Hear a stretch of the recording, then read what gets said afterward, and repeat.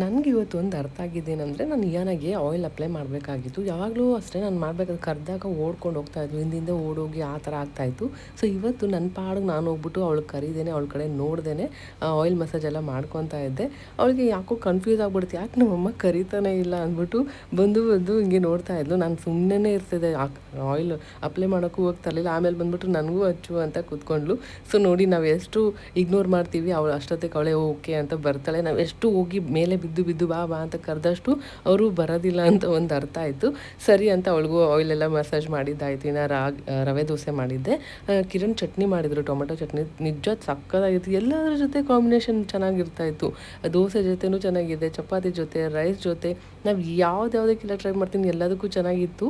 So ಇನ್ನು ದೋಸೆ ಎಲ್ಲ ತಿನ್ಕೊಂಡ್ವಿ. ಮಧ್ಯಾಹ್ನಕ್ಕೂ ಕೂಡ ಬೇಗ ಅಡುಗೆ ಮಾಡ್ಕೊಂಬಿಡೋಣ ಅಂದ್ಬಿಟ್ಟು ಫ್ರೆಶ್ ಅಪ್ ಆಗಿ ಪೂಜೆ ಎಲ್ಲ ಮುಗಿಸ್ಕೊಂಡು ಅಡುಗೆ ರೆಡಿ ಮಾಡ್ಕೊಳ್ಳೋಣ ಅಂತ ಬಂದೆ. ಇನ್ನು ಸೊಪ್ಪಿತ್ತಲ್ಲ, ಅದನ್ನ ವಾಶ್ ಮಾಡೋಕ್ಕೆ ಅಂತ ಇದು ಒಂದು ಐಕ್ಯದಲ್ಲಿ ನೋಡಿದ್ದೆ.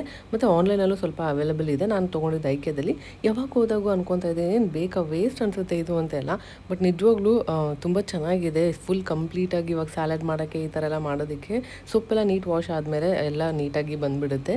ಯಾವುದೇ ಥರ ವಾಟರ್ ಇರೋದಿಲ್ಲ. ಚೆನ್ನಾಗಿದೆ, ನನಗೆ ಇಷ್ಟ ಆಯಿತು. ಇನ್ನು ಪಪ್ಪು ಮಾಡೋದಕ್ಕೆ ಬೇಳೆ, ಅದಕ್ಕೆ ಸ್ವಲ್ಪ ನೀರು, ಅರಿಶಿನ ಮತ್ತು ಪಾಲಕ್ ಮತ್ತು ಸ್ವಲ್ಪ ಮೆಂತ್ಯ, ಆಮೇಲೆ ಮೆಣಸಿನ್ಕಾಯಿ, ಜೀರಿಗೆ, ಟೊಮ್ಯಾಟೊ, ಹುಣಸೆ ಹಣ್ಣು ಮತ್ತು ಬೆಲ್ಲ, ಸ್ವಲ್ಪ ಆಯಿಲ್ ಹಾಕಿದ್ದೀನಿ, ಸ್ವಲ್ಪ ನೀರೆಲ್ಲ ಹಾಕಿ 3 to 4 ವಿಷಲ್ಸ್ ಕೂಸ್ಕೊಂಡ್ರೆ ಪಪ್ಪು ಬೇಗನೆ ರೆಡಿ ಆಗಿಬಿಡುತ್ತೆ.